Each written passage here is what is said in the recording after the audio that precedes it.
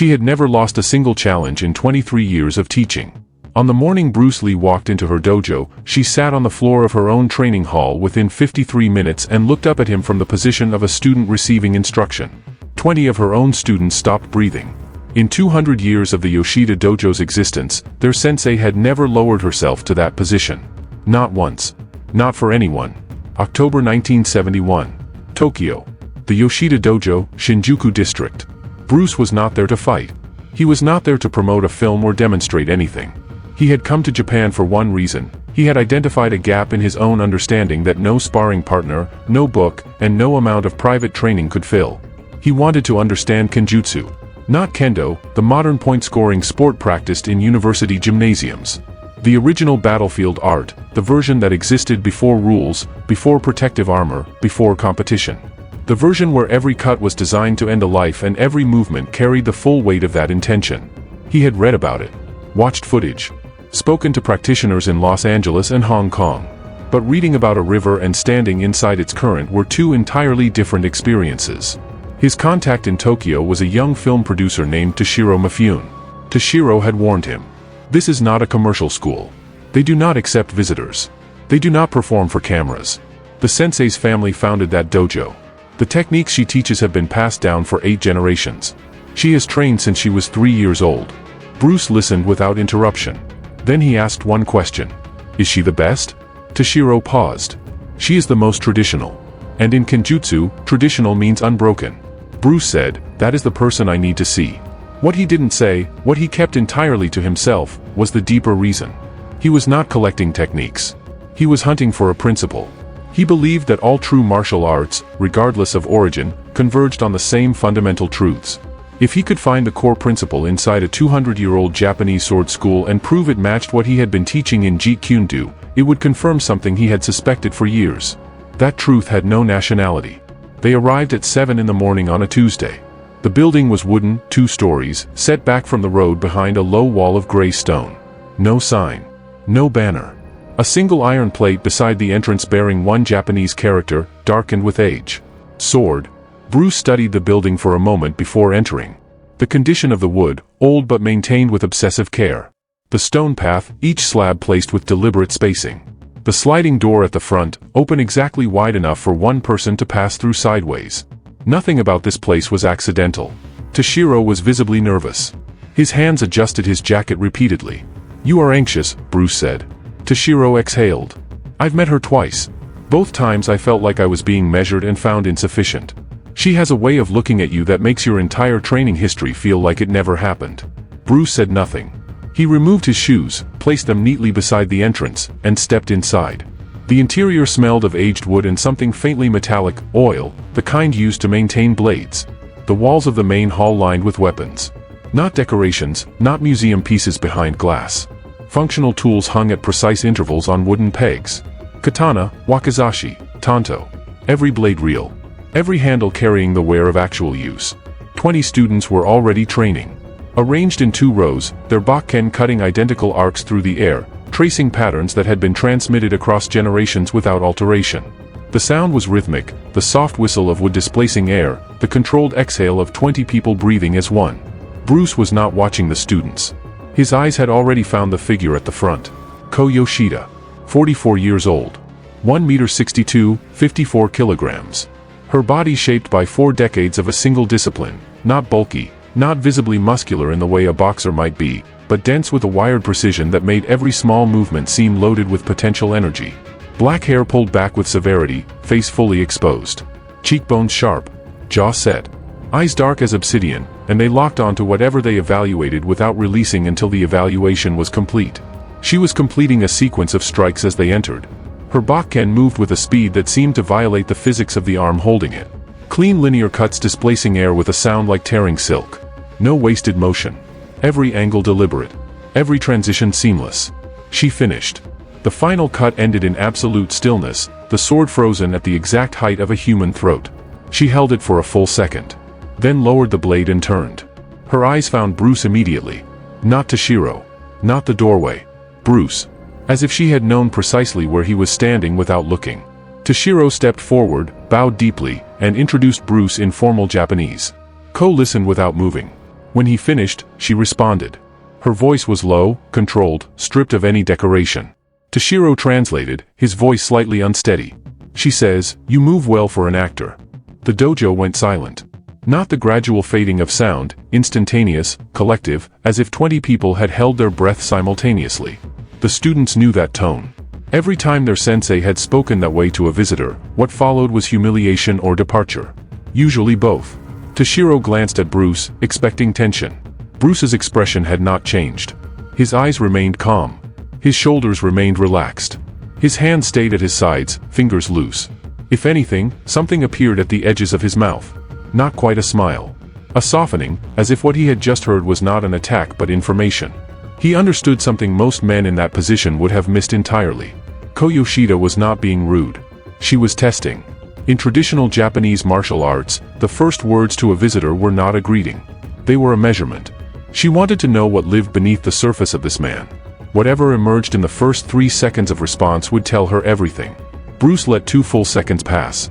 "Please thank her for receiving us." Toshiro blinked. That was it. No pushback. No mention of credentials, championships, schools, years of training, film work. Just translate. Ko's eyes narrowed by a single millimeter, not hostility, recalculation.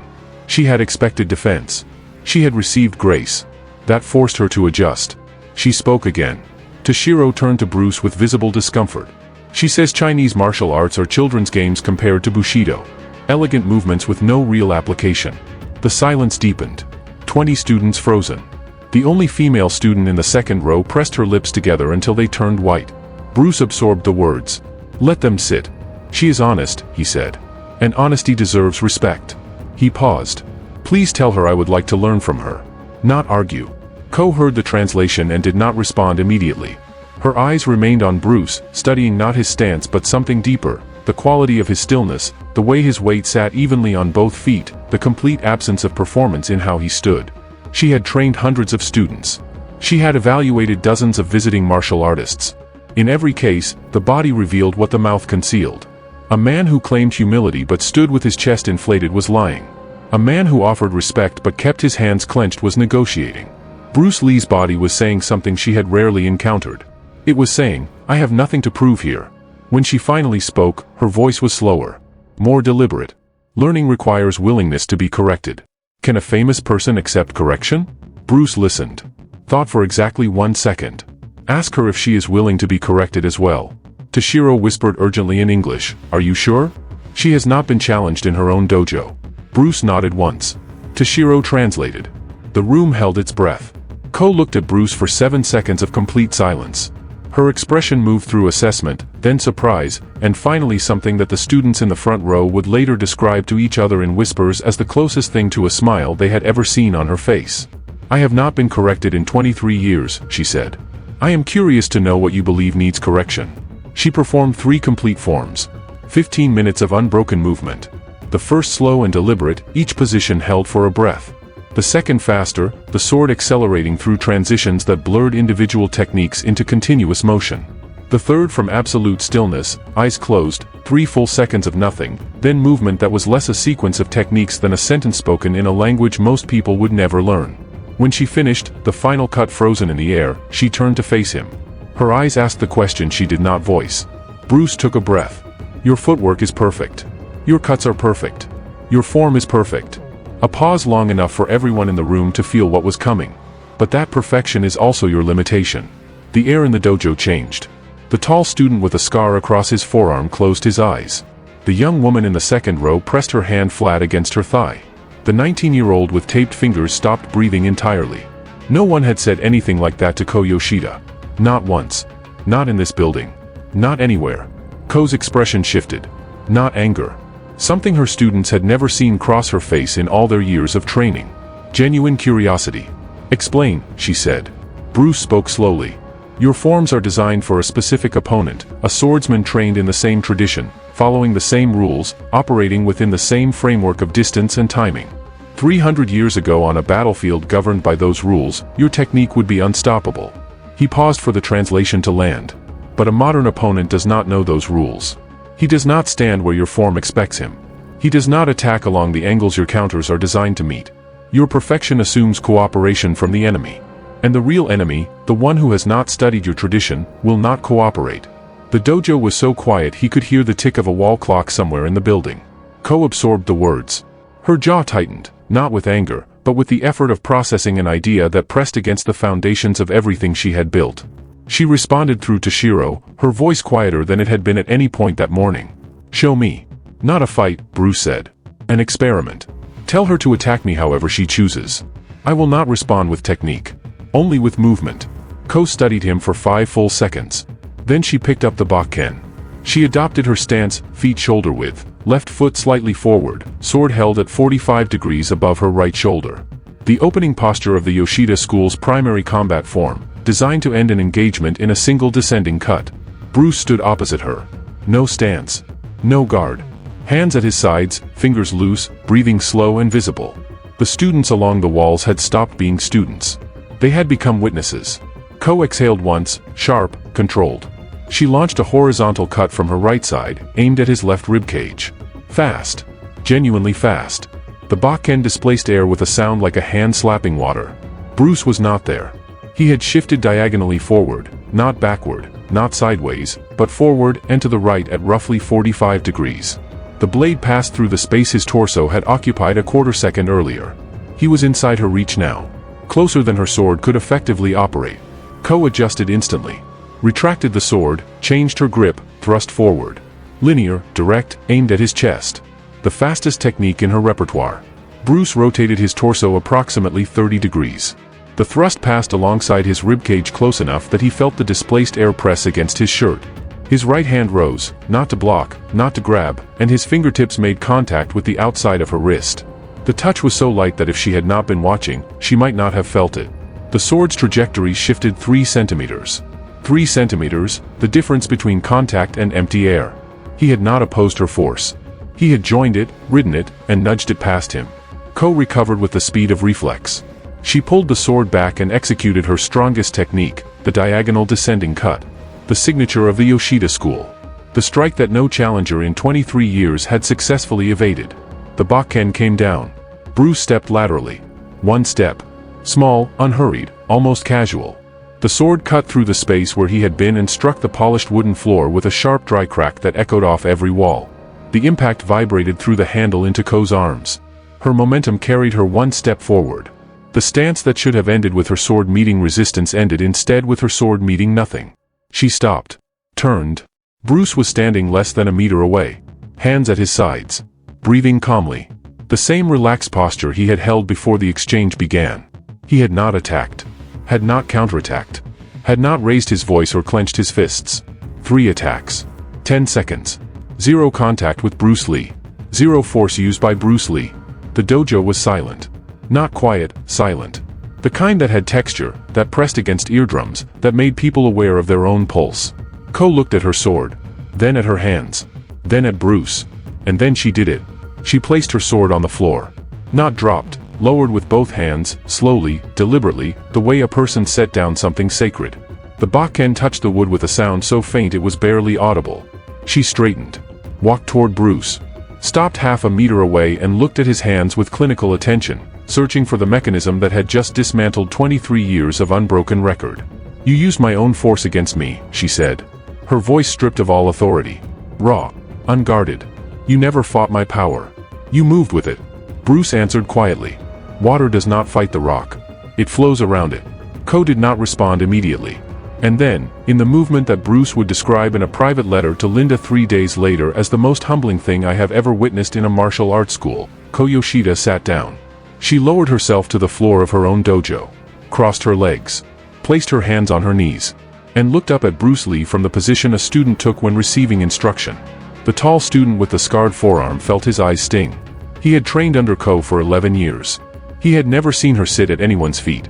Within 2 seconds, Bruce lowered himself to the floor as well, mirroring her position exactly. 2 martial artists seated face to face on a 200-year-old floor. Eye to eye. Equal. They talked for 2 hours. Not in the formal hierarchy of teacher and student.